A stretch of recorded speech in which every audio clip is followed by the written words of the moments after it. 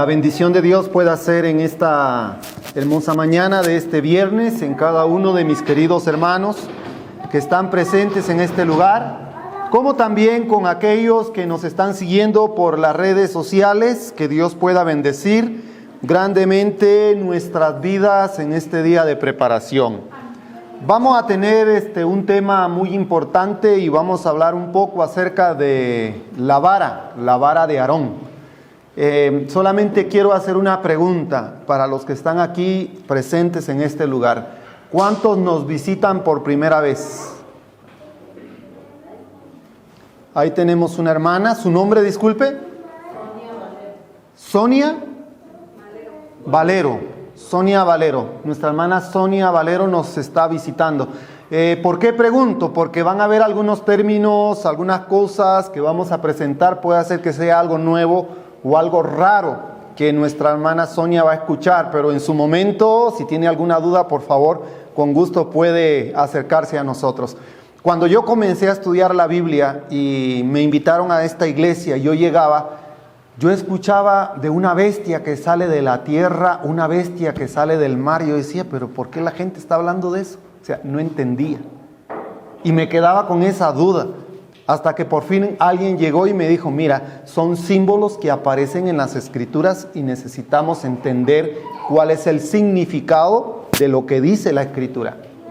Como docente, como profesor, les quiero comentar, yo soy profesor, mi profesión es docencia y me gusta mucho enseñar en los diferentes niveles. Enseñé a muchos niños a leer y escribir. A ver, yo les quiero hacer una pregunta a los niños que están acá, pongan atención los niños. ¿Quiénes están en primer grado de primaria? ¿Quiénes están en primer grado de primaria? ¿Quiénes están aprendiendo las letras ahorita? Las letras. Lo primordial cuando un profesor le enseña a los alumnos a leer y escribir, comienza un aprestamiento. ¿Cómo es ese aprestamiento? Ese aprestamiento es de la siguiente manera. Los niños tienen que aprender a soltar las manos. Y para poder aprender a soltar las manos, el profesor trata la manera de poder que los niños usen la plasticina. No sé si ese es el nombre aquí, mi hermana Alejandra. Plastilina. Bueno, en Guatemala le llamamos plasticina, plastinila. ¿Cómo a ustedes? Plastilina. Bueno, acá, plastilina. ¿Por qué creen ustedes que los profesores piden a los niños pequeños esta plastinila? Porque empiezan a manejar, que sus dedos se suelten, es un tipo de aprestamiento. En la Biblia también nosotros necesitamos darle un aprestamiento a las personas que entran nuevecitas a la iglesia. A ver, aquí hay niños, y los niños que están aquí no me van a dejar mentir. A ver, los niños, voy a preguntarles solamente a los niños, ningún adulto me vaya a responder, por favor. Los niños. A ver, niños, ¿qué letra es esta?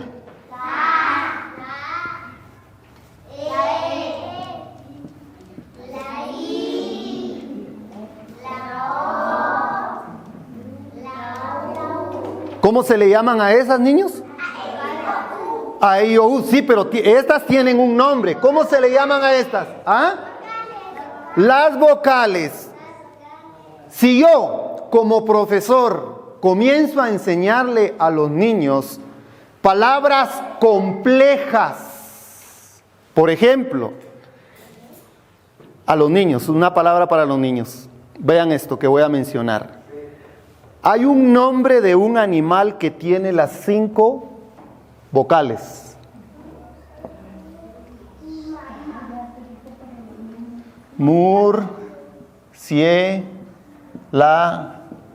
Go. ¿Dónde está la A? ¿Dónde está la E? ¿Dónde está la I? ¿Dónde está la O? ¿Y dónde está la U?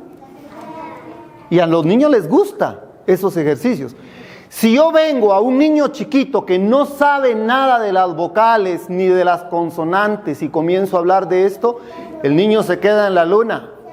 Y ya no quiere venir nada más acá, ya no quiere venir más a la escuela, porque necesitamos enseñarle. Quiero dar un consejo a los hermanos. Tenemos un seminario muy importante para la iglesia de Dios. Y tenemos aquí personas, hermanos, que tal vez no van a comprender ciertos aspectos, temas que vamos a mencionar. Y yo quiero ir paso a paso. Por eso voy a tratar la manera de enfocarme desde un punto de vista que se entienda el mensaje para los nuevitos que están acá, como mi hermana Sonia que está con nosotros, y algunos que nos están siguiendo por el internet, y hasta nuestros niños que puedan estar acá, que nos puedan entender el mensaje.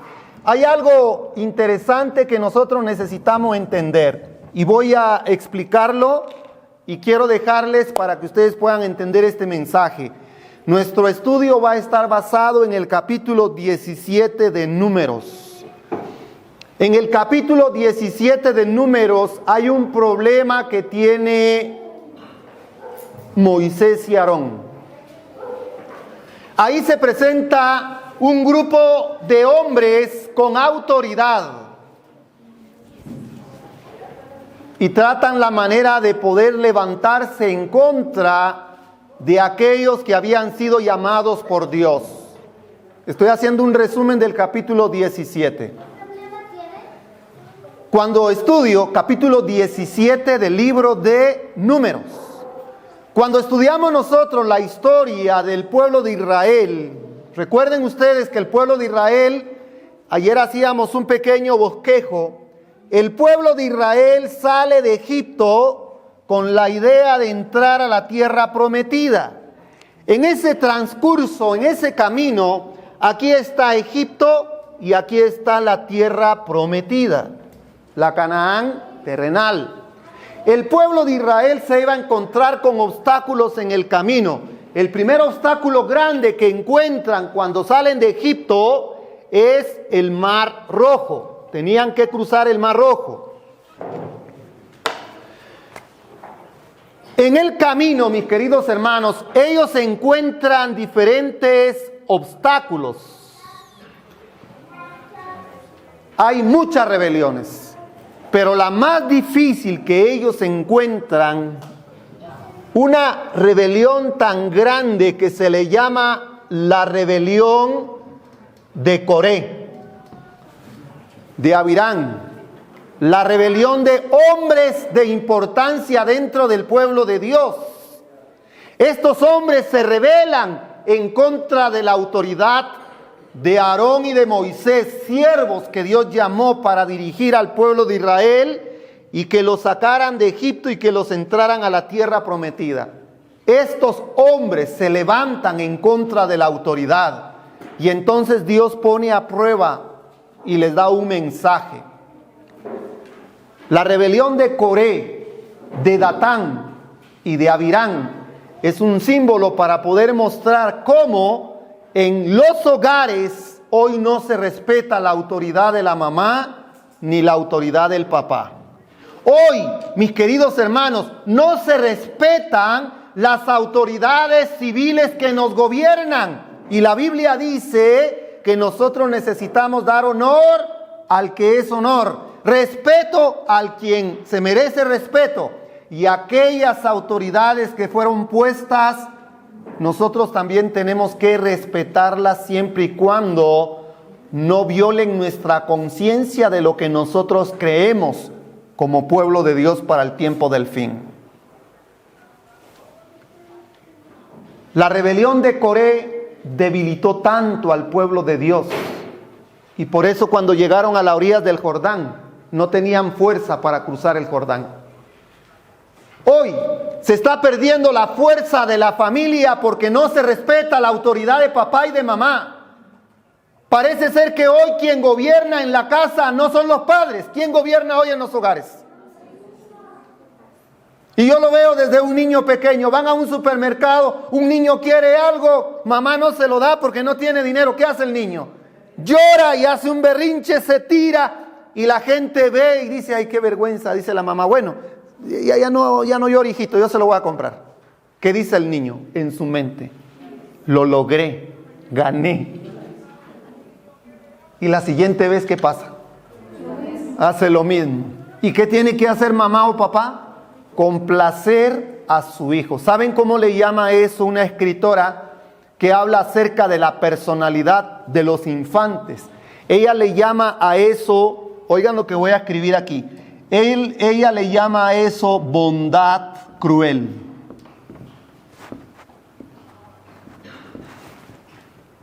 ¿Por qué bondad cruel? Sí, pero es que el niño está llorando. Hay que complacerlo. Bondad cruel. Porque le damos al niño algo que no necesita. Y estamos haciendo de ese niño que en el futuro se levante contra la autoridad de papá y de mamá. Se levante contra la autoridad. ¿De dónde? Del gobierno, de los vecinos. Y viene a formar parte de la iglesia. No respeta la autoridad. Bondad cruel. Interesante lo que se escribe. La vara de Aarón. Definición. Hay dos definiciones de la palabra vara. Vamos a ver la primera. Es un término que procede de la lengua latina y que alude a un bastón o báculo.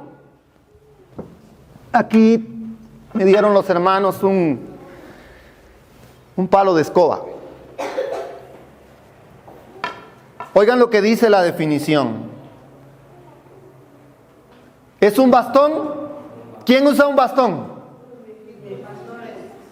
Alguien que está lisiado de una pierna y necesita ¿qué cosa? Apoyarse.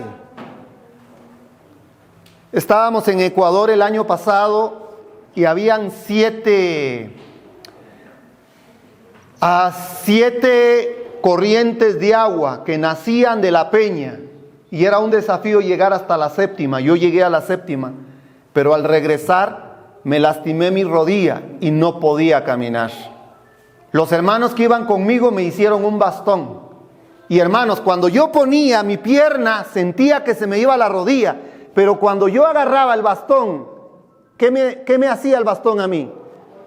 Me daba seguridad.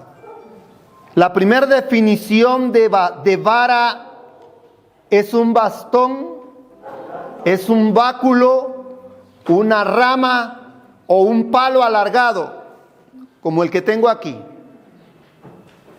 Esa es la primera definición que tengo de vara. Segunda definición de vara. Es el nombre de una unidad de longitud equivalente a 3 pies. ¿Cómo miden aquí en México en las medidas de longitud? Por metros. Entonces, estos 3 pies equivalen a 91 centímetros. Eso es una vara. 2 definiciones. Vara, báculo, bastón, palo alargado. La segunda, una unidad de longitud. Hay gente que malinterpreta la Biblia. Y cuando dicen ahí, con vara se corrige al muchacho consentido. ¿Qué hacen muchos padres? Agarran un palo y en la espalda le quiebran el palo ¿a quién? Al niño. Hermanos, eso no dice la Biblia. La Biblia no dice que agarre una vara y que le pegue a su hijo. Porque un hijo, hermanos, tiene su razonamiento. Y esta escritora dice, no domamos a los niños como se doman a los animales.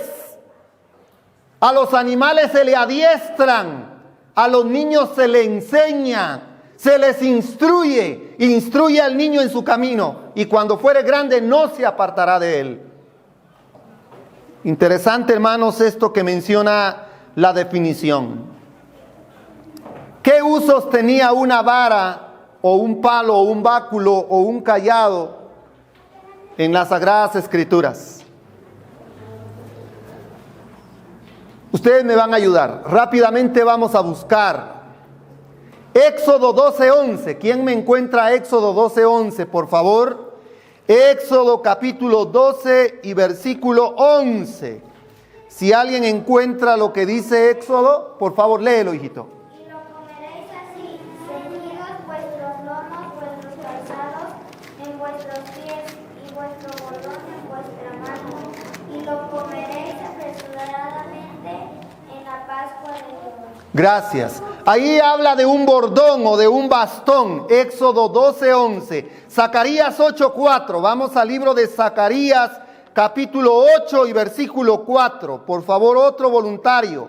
Zacarías 8 y versículo 4.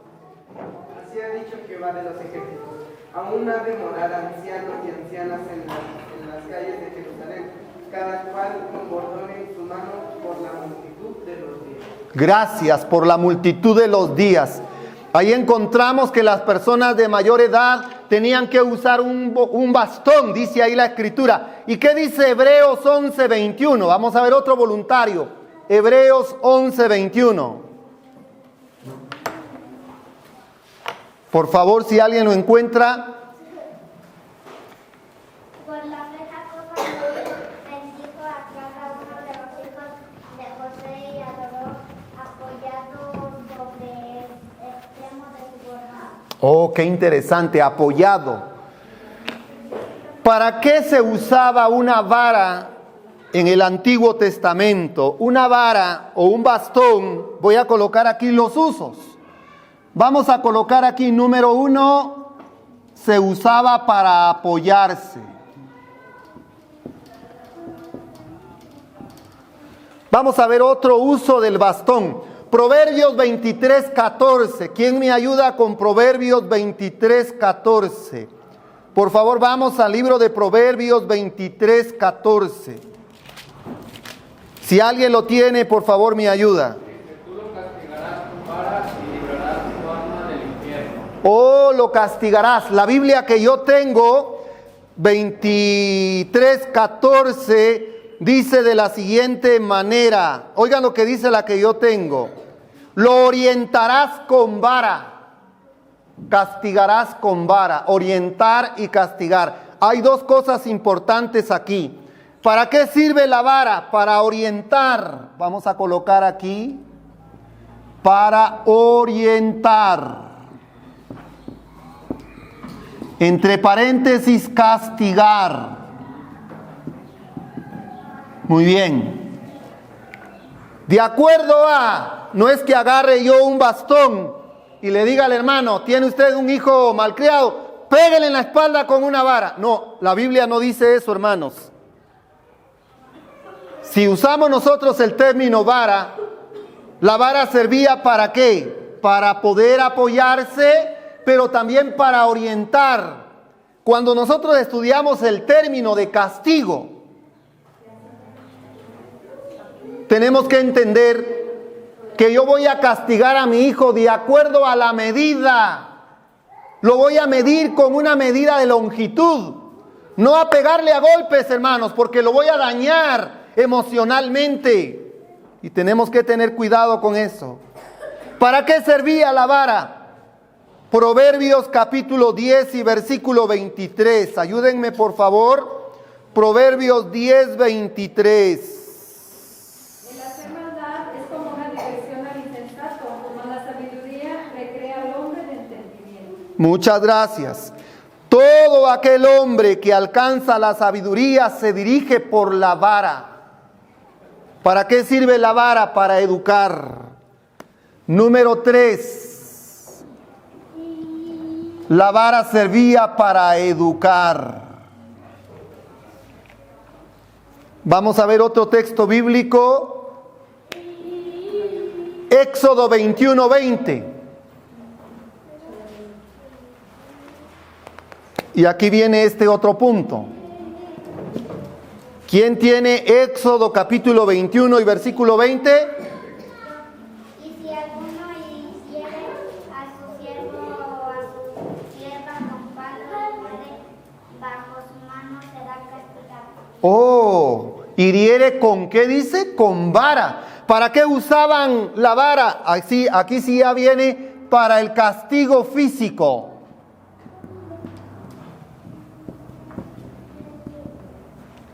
Para el castigo físico, según lo que hemos leído. Hechos 16:22, otro texto más para poder entender mejor. Hechos 16:22. Dice Dice, y se agolpó el pueblo contra ellos, y los magistrados, rasgándoles las ropas, ordenaron azotarles con varas. Oh, azotarles con vara. ¿Para qué usaban en la antigüedad la vara? Para castigarlos físicamente, para golpearlos. Otro uso de la vara, Proverbios 23, 13. Proverbios 23 y el versículo 13. Proverbios 23, 13. No rehuses corregir al muchacho, porque si lo castigas con vara, no morirá. Oh, qué interesante, para disciplinar. La disciplina es muy importante, hermanos, que se tenga en cuenta. La disciplina. Aquí vamos a encontrar número 5 para disciplinar. Muy bien, llevamos 5 usos de la vara. Veamos otro uso.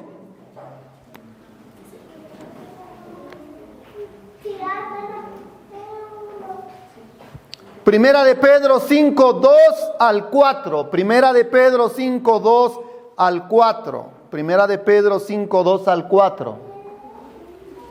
Apacentad la ley de Dios que está entre vosotros, cuidando de ella, no por fuerza, sino voluntariamente, no por ganancia deshonestada, sino con ánimo pronto. No como teniendo señorío sobre los que están a vuestro cuidado, sino siendo ejemplos de la ley.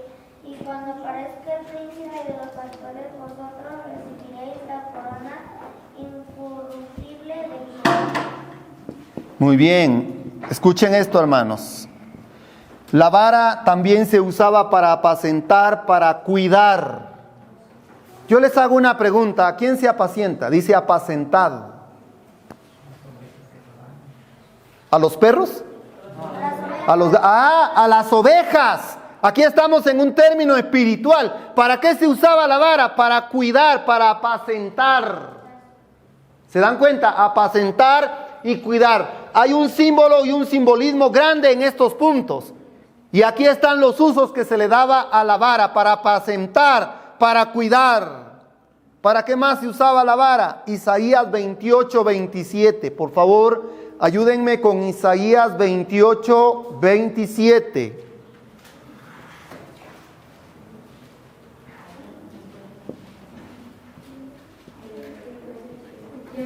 Y ajustaré el juicio a cordel, y a nivel la justicia, y granizo barrerá el refugio de la mentira, y aguas arrollarán el escondrijo. Isaías 28, 27. 17, 28, 27. Sí. Entonces, que el eneldo no se trilla con trillo, ni sobre el comino se pasa la rueda de carreta, sino con un palo que se sacude el eneldo, y el comino con una vara. Ah, qué bien. ¿Para qué servía? Para trillar, hermanos. La vara se usaba para trillar. Yo me quedo pensando en estos puntos son muy importantes que los veamos. ¿Para qué más? Deuteronomio 24, 20. Ayúdenme con Deuteronomio 24, 20. Y vamos a ver lo que dice el profeta Isaías en el capítulo 24 y el versículo 13. Capítulo 24 y versículo 13.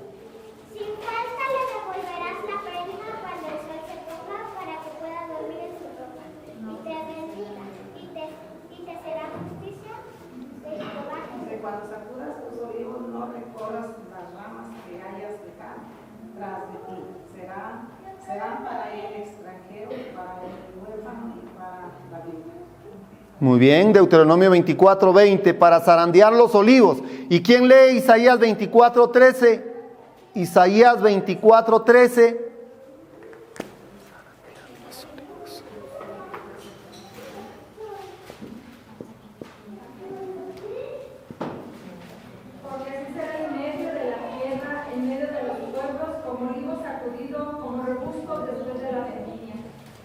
Para zarandear los olivos. ¿Qué más? Vamos a ver. Primera de Samuel 17:40. Primera de Samuel 17:40. Primera de Samuel capítulo 17 y el versículo 40. Si alguien lo tiene, por favor me ayuda con la lectura.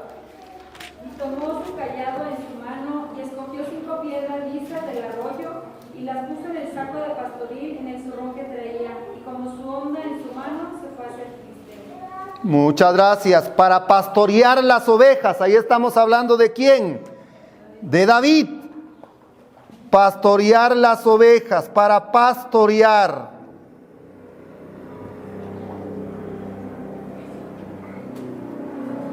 Si ustedes se dan cuenta, hermanos, estamos viendo varios usos que se le daba a la vara. Aquí tengo una vara. Se le daba varios usos a la vara. Cuando Dios llama a Moisés, lo único que tenía Moisés, hermanos, después de 40 años que habían transcurrido, y Dios lo llama desde una zarza, lo único que tenía Moisés era una vara de pastor.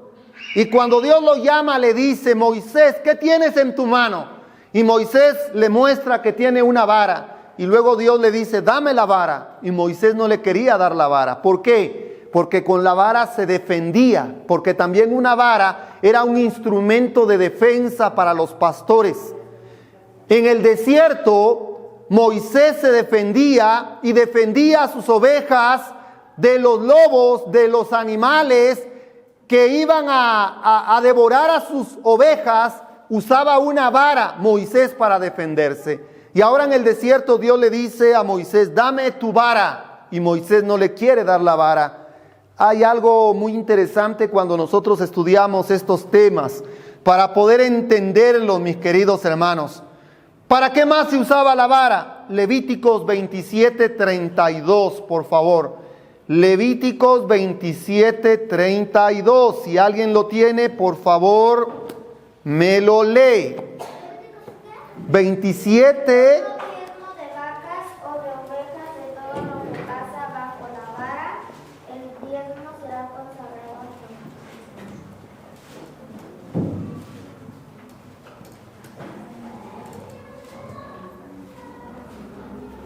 ¿Para qué se usaba la vara? Para apartar el diezmo. A ver, yo les quiero hacer una pregunta. Hay dos definiciones de vara. Una es esto que yo tengo acá en mi mano. Si yo tuviera 1 metro aquí conmigo, es una medida de longitud. ¿Cómo hacía el pueblo para poder sacar el diezmo? ¿Qué usaban? ¿Usaban esta vara? ¿O usaban la otra definición que yo tengo, que leímos? ¿Cómo le gusta a Dios? Una medida, como dice, justa, remecida. ¿Cómo sería un peso falso delante de Dios? Y para los que están acá y tal vez son nuevos, también nosotros en esta iglesia diezmamos. Yo diezmo en esta iglesia. Yo doy mi primicia y soy pastor de la iglesia. Yo doy mi segundo diezmo. La otra vez enseñaba eso y se para una persona que estaba visitándonos de una iglesia evangélica y dice: pastor, yo no le creo eso, porque todos los diezmos que nosotros damos es para nuestros pastores en la iglesia. No, aquí en esta iglesia no. Aquí nosotros tenemos una nómina y tenemos un salario, y los pastores no manejamos los dineros. Hay un comité, hay un tesorero que no puede ser pastor y él tiene todo en orden. Hay un auditor y tenemos que entregar cuentas a cada 2 años, a cada 3 años o a cada 5 años, dependiendo del nivel organizativo donde nosotros estemos. Esta señora se quedó impresionada y dice: ¿pero usted diezma? Sí, yo diezmo. Y los pastores debemos de enseñarle a la gente: nosotros también diezmamos. No solamente el hermano que viene a la iglesia da su diezmo. Yo doy mi diezmo, hermanos. Yo doy mi primicia. Se quedó impresionada la hermana, que después de que salimos del servicio, hace un cheque de $1,000 y me dice: pastor, yo le regalo estos $1,000. Yo le digo: no, hermana, yo no puedo aceptar $1,000. ¿Y eso de qué es? Es de mi diezmo que no he dado. No, mire, aquí hay una hermana en esta iglesia donde estamos, dele su diezmo a ella, y la llevé y le dije: ven, ponte de pie un momentito, mi hermanita, tú, ponte de pie un momentito. Entonces la hermana, ven acá conmigo adelante. La hermana, yo la llamo, agárrame aquí, pasa aquí adelante, mi hermana, y le digo: mira, te presento a la hermana que nos visita. Ella quiere dar $1,000 de diezmo para la iglesia. ¿Me puedes hacer tu favor de atenderla? Con gusto. y la hermana traía sus talonarios de recibo, le hace su recibo, recibimos la cantidad de $1,000 por concepto de que ahí venía el casillero para templo, para educación, para pobres, para samaritano, para primicia, diezmo, segundo diezmo, gratitud. ¿De qué quiere dar usted? Y se quedó sorprendida y dice, no, yo voy a dar de diezmo. Ay, aquí tienen gratitud, yo voy a dar tanto de gratitud. Ah, tienen para pobres, yo voy a dar para pobres. Muy bien. Y la hermana le hizo su recibo y se lo dio. ¿Saben qué hizo esta señora? Comenzó a llorar y dice, nunca había visto que se hiciera esto en una iglesia. Así se hace en esta iglesia, hermanos. Gracias, hermanita, te agradezco bastante. ¿Me están entendiendo, hermanos, el tema?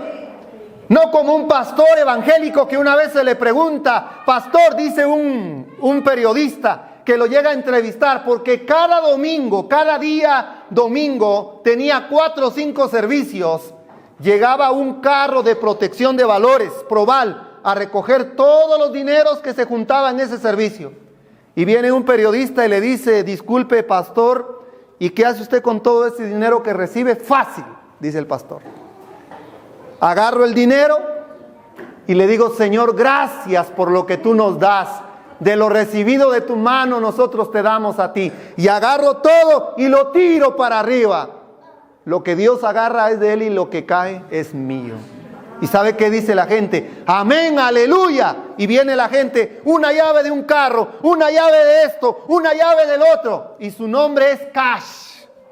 Y su nombre es Cash, famoso. Y es de mi país, lamentablemente. Hermanos, eso no es bíblico. La Biblia dice que se usaba la vara para apartar, ¿qué cosa? El diezmo. Y debe de ser un diezmo justo, remecido, un diezmo que sea de acuerdo a la voluntad del Señor. Hay gente que dice, es que yo doy el diezmo para alimentar a esos pastores. No, hermano. Usted da el diezmo para la predicación del evangelio. Y el diezmo es de Dios, cosa sagrada. Ni no podemos robar. Lamentablemente, por tanto ladrón que existe hoy en día en el mundo, la religión se ha convertido en una ganancia deshonesta, lamentablemente, para gente que quiere apacentarse a sí mismo, hermanos. Y yo tengo que ser realista, hermanos queridos. Nosotros necesitamos ser prudentes cuando estudiamos todo el tema de qué, de la vara. Y aquí hay varios usos que se le daban a la vara. ¿Para qué más? Miqueas 7:14. ¿Quién me lee Miqueas 7:14? Miqueas capítulo 7 y versículo 14.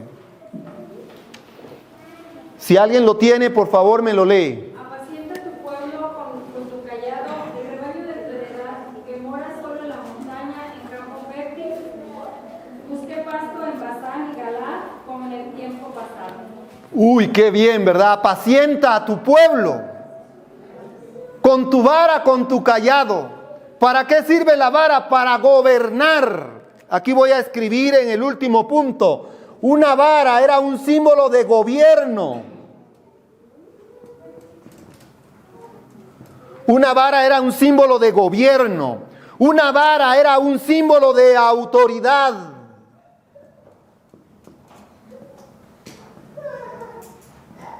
Representa la autoridad civil y la autoridad religiosa. No sé aquí en México, pero en varios países, en Guatemala, yo conozco varios lugares y he estado, me han invitado y he predicado, hermanos, cuando toman posesión algunos líderes en aldeas y en comunidades que son elegidos. Me dice, ¿quiere dar usted un mensaje de reflexión? Yo voy, hermanos, y le predico a la gente. No apoyo ningún partido político porque somos apolíticos. ¿Y saben qué me doy cuenta yo? Que ¿cómo se llama? El gobernante que está saliendo tiene un bastón, una vara, con un bordón, con un parecido a esto que cuelga acá, un cordón así, y lo tiene prendido acá, y el bastón es negro. Y entonces cuando deja su cargo, viene el que está dejando su cargo y le entrega la vara como un símbolo de autoridad al que recibe el cargo, hermanos. Yo no sé aquí en México si lo hacen, pero en varios países yo lo he visto un bastón como una vara de autoridad. 12 usos que hemos visto de la vara, del báculo. Oigan lo que dice esto es un artículo que saqué de una enciclopedia. La historia registra que diversos funcionarios representantes de diferentes civilizaciones llevaban una vara como símbolo de la autoridad. La vara como instrumento de castigo ha sido utilizada desde tiempos inmemorables, en diversos contextos, desde el educativo hasta el militar, y esta costumbre se mantiene en algunas partes del mundo. En la Biblia, la vara, en Éxodo 7, 8 al 13, es un símbolo de autoridad religiosa. ¿Qué es la vara? En la Biblia, un símbolo de autoridad religiosa. Podemos leer Éxodo 7 del 8 al 13, pero solamente para referencia nada más.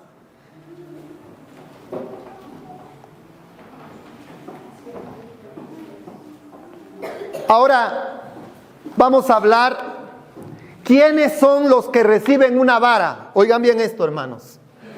Los que reciben una vara, ¿quiénes son los que reciben una vara? Vamos a ver aquí. No, agárrame estos dos. Voy a usar estos dos. ¿Quiénes son los que reciben una vara? No, no es. Este es. ¿Quiénes son los que reciben una vara? Oigan bien esto, hermanos. Esto es muy importante que lo podamos entender. Cuando un joven y una señorita se unen en el vínculo sagrado del matrimonio, hay una vara de paternidad y una vara de maternidad. Entonces encontramos la vara familiar. La vara familiar.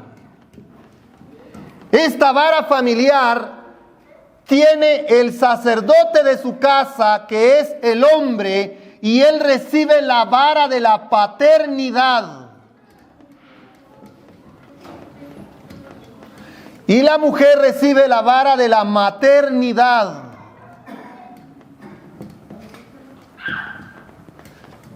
Ellos reciben esa vara. Los hijos que nacen en este círculo sagrado de la familia deben de sujetarse a la vara de la paternidad y a la vara de la maternidad. La pregunta es, ¿cuántos son padres de familia aquí están ejerciendo esa paternidad y maternidad conforme la voluntad del Señor? Que no se equivoquen al usar la vara, porque los hijos se van de la casa cuando no le damos un uso correcto a la vara. Oigan bien, hermanos, lo que estoy mencionando. ¿Quiénes más reciben una vara? Vamos aquí en la parte social. Alguien que se convierte en jefe, en patrón, en administrador.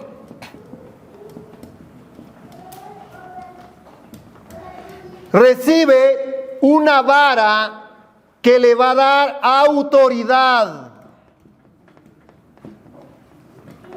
La pregunta es, ¿cómo está ejerciendo esa autoridad ese administrador, ese gerente, ese patrón, ese jefe que tiene subalternos? Recibe una vara de autoridad en el ámbito social. Muy importante eso, hermanos. Vamos en el ámbito espiritual. Vamos a hablar en el ámbito espiritual. ¿Quién recibe una vara en el ámbito espiritual? Lo recibe un director de iglesia. ¿Alguien es director de iglesia aquí? A ver, levanten la mano. 1, 2, 3, 4, 5. 5 directores de iglesia, 6 directores de iglesia. Reciben una vara de autoridad espiritual. Un pastor recibe también una vara de autoridad espiritual.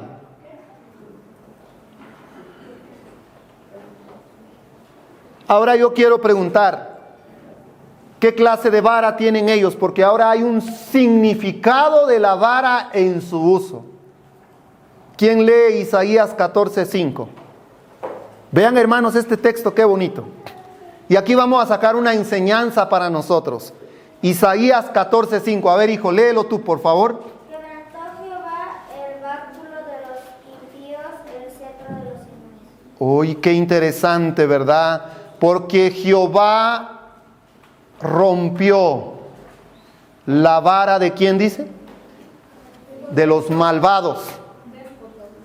Ay, qué interesante la versión que dice la hermana. Déspota. Yo no sé cómo será la vara que tú ejerces en tu familia. Los que son padres de familia, ¿tendrán una vara déspota? Que el hijo prefiere estar 1000 veces allá afuera en la calle que dentro de la casa. Hay hijos que son felices cuando papá y mamá se van fuera de la casa y se quedan solos en el hogar. Porque muchos padres de familia, muchas familias, tienen una vara déspota, una vara malvada, una vara de impiedad.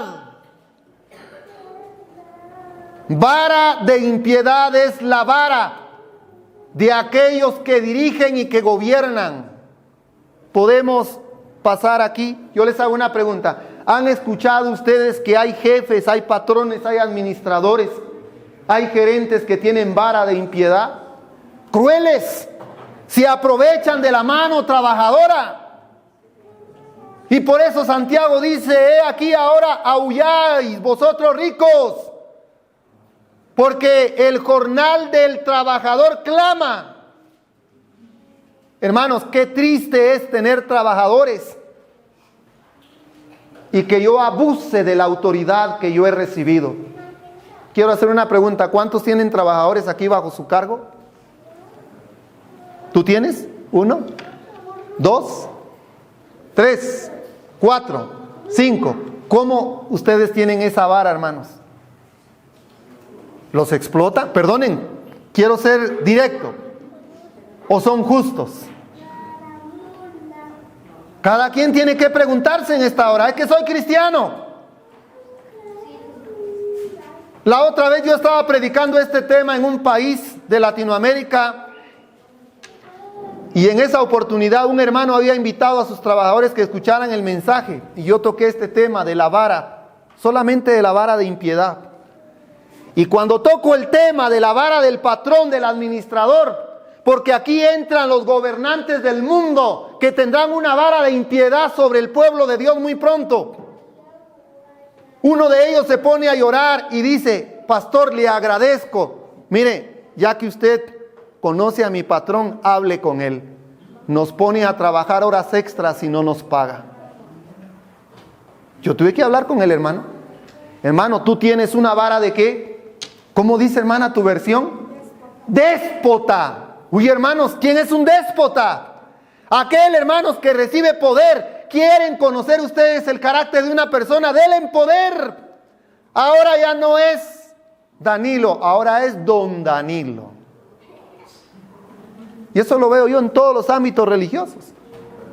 Cuando era obrero, humildito, pero solo fue pastor, se le subió el cargo a la cabeza y ahora sí aguante. Hoy sí me las va a pagar todo lo que me hizo.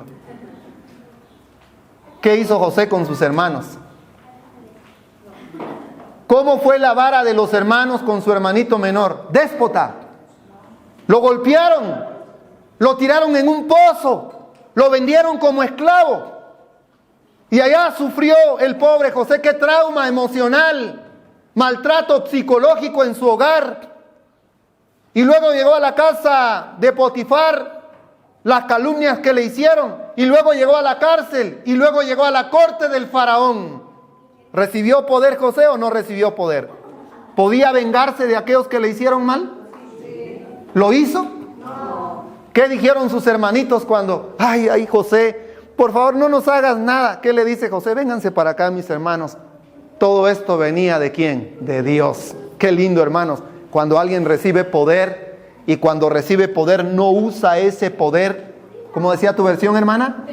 Déspota. Yo he visto poder déspota a veces en la iglesia.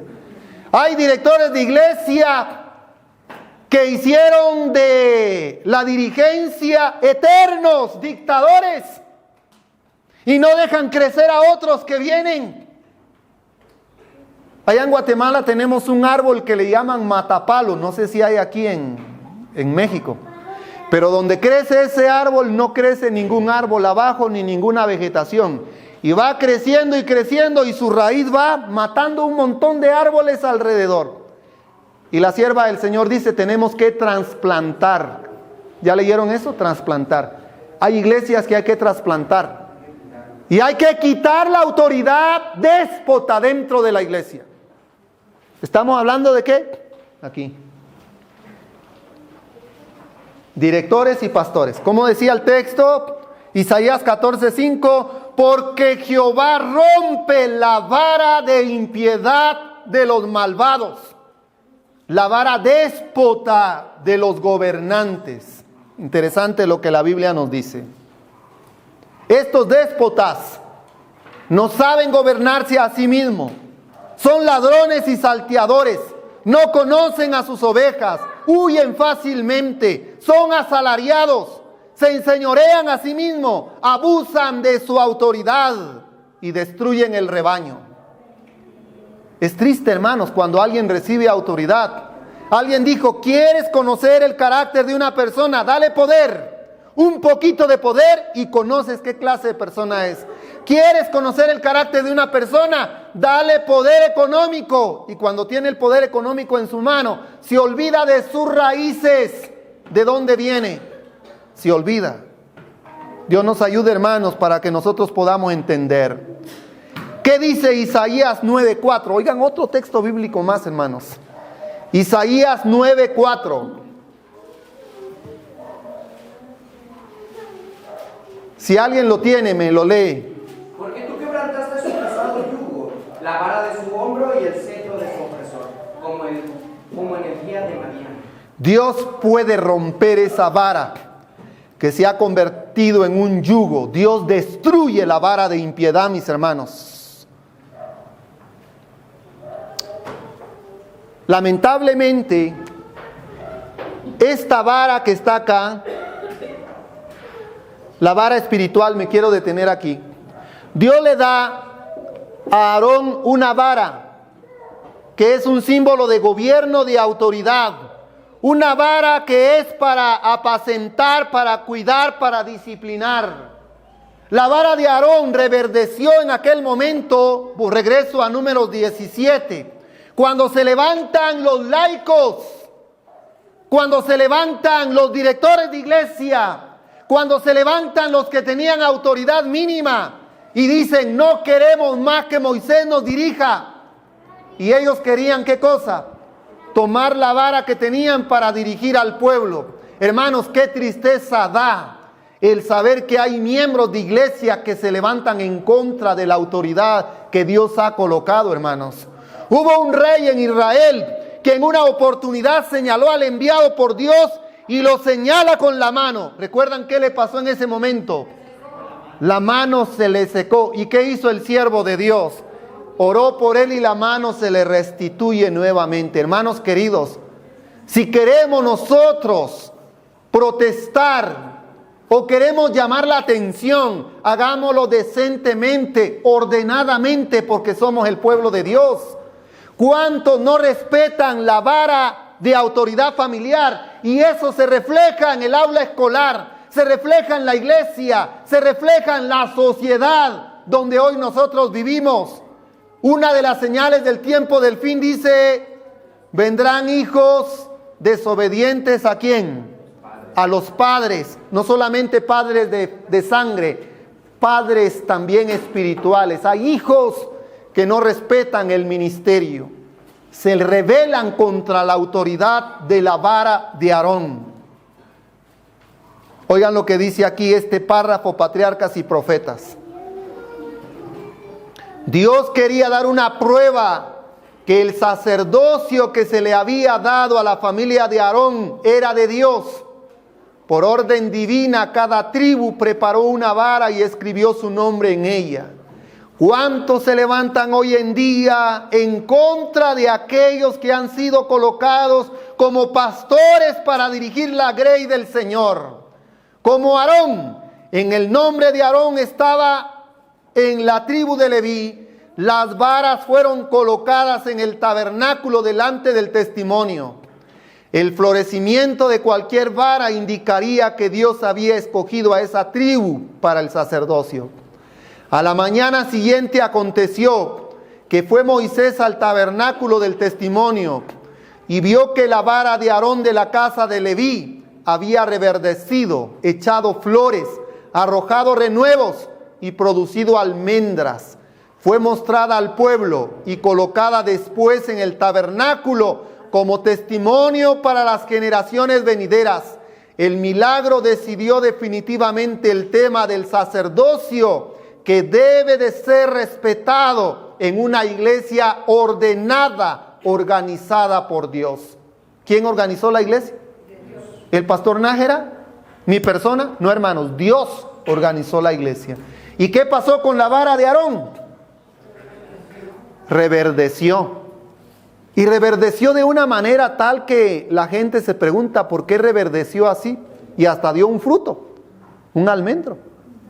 Y es increíble, hermanos, que esa vara actualmente, hermanos, como un símbolo que aparece en el arca del testimonio por todas las generaciones venideras.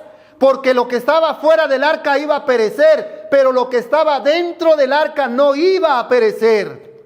Porque los pastores, el ministerio, representan el ministerio de Cristo aquí en la tierra. Un dirigente, un pastor, alguien que recibe una vara de poder religiosa, cumple la misión de Cristo en esta tierra. ¿De qué? De apacentar, de cuidar, de disciplinar, de orientar, de educar.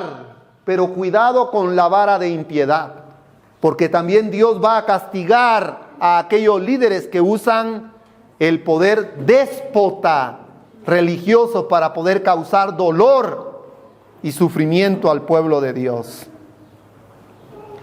Quedó plenamente probado que Moisés y Aarón habían hablado por autoridad divina, y el pueblo se vio obligado a creer la desagradable verdad de que había de morir en el desierto. ¿Qué le pasó a aquellos que se rebelaron en contra de la vara espiritual? Hermanos, ellos murieron en el desierto. Oigan esto. He aquí nosotros somos muertos, dijeron. Perdidos somos. Todos nosotros somos perdidos.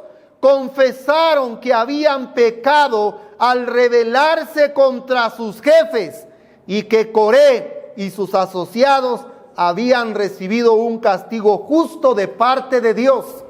Hermanos, qué difícil es rebelarse en contra de aquel que ha recibido una vara de autoridad. No importa, hermanos, si esta persona está actuando mal, déjenlo, que Dios va a actuar en su momento con esta persona.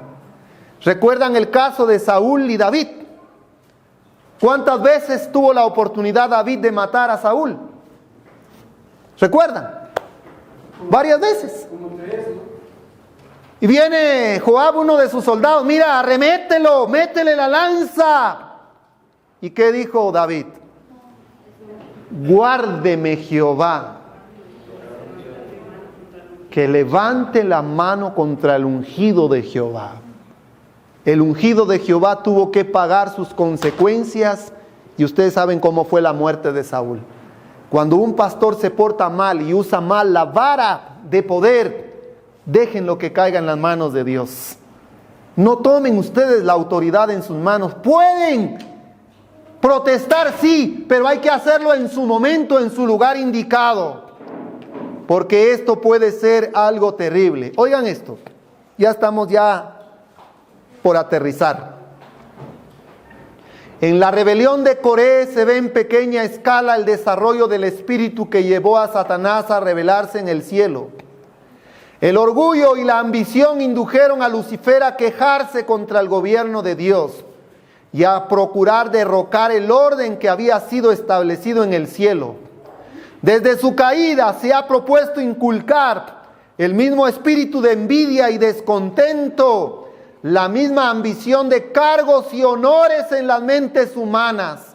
Así obró en el ánimo de Coré, Datán y Abiram, para hacerles desear ser enaltecidos y para incitar en ellos envidia, desconfianza y rebelión. Satanás los hizo rechazar a Dios como su jefe e inducirlos a desechar a los hombres escogidos por el Señor.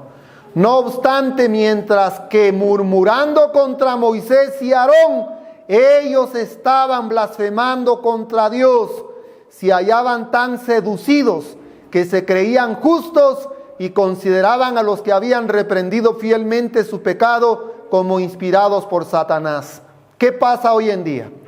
Miran al pastor Johnny, pastor Nájera, pastor Danilo, un dirigente, pero es que este hermano es débil en esto, este hermano es acá. Comienzan a ver las debilidades porque somos humanos.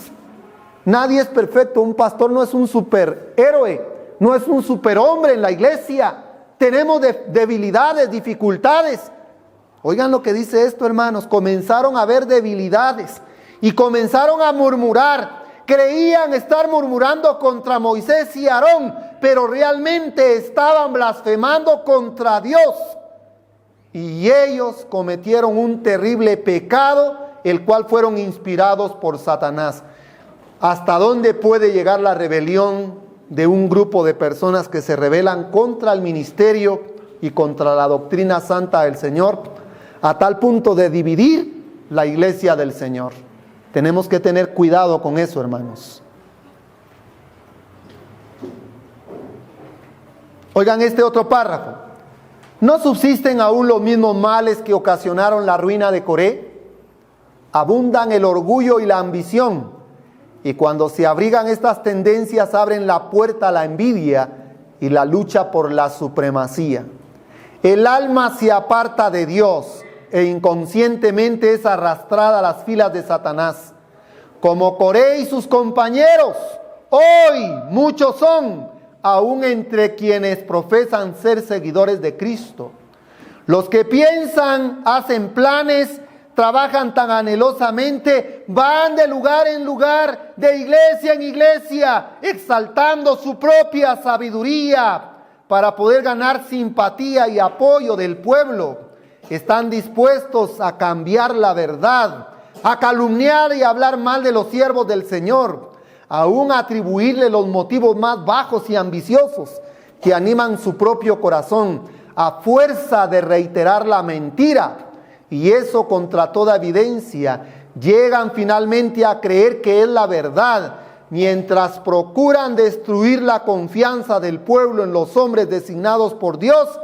Creen estar realmente ocupados en una buena obra y prestando servicio a Dios, pero no se dan cuenta que son agentes de Satanás.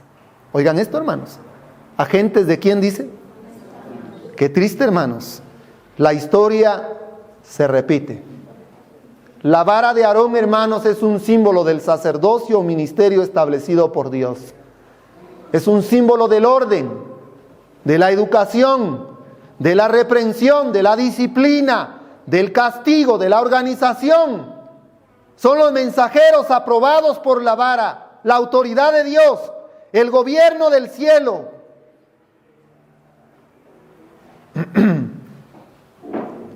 A través de toda la historia de la iglesia, los siervos de Dios han tenido que arrastrar el mismo espíritu que tenían los israelitas en el desierto. Como dice Hebreos 13, 7 y luego el 17. Alguien que me lea, por favor, estamos ya finalizando esta parte. Hebreos 13 y versículo 7, primera parte, eso es la primera parte. Y luego Hebreos 13, el versículo 17. Hebreos 13, 7, por favor. Dice, acordaos de vuestros pastores, que os hablaron la palabra de Dios. Considerad cuál haya sido el resultado de su conducta e su fe. Muchas gracias. Ahora lee tú el 17. Obedeced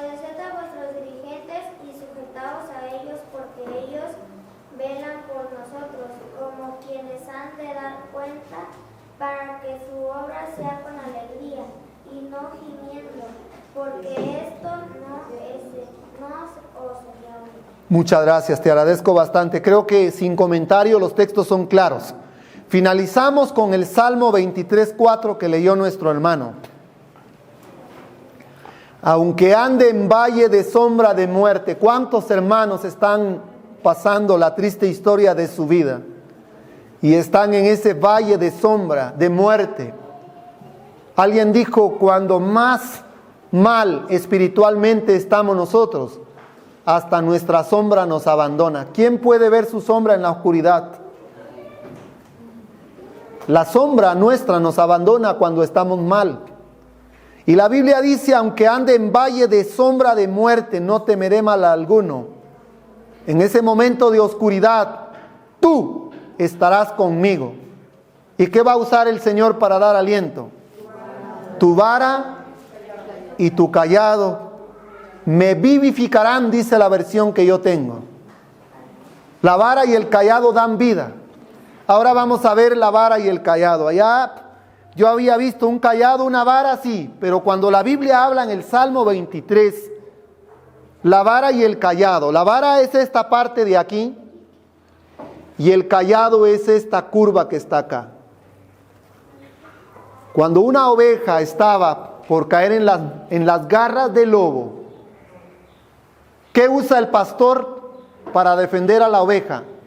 ¿El callado o la vara? No, usa la vara.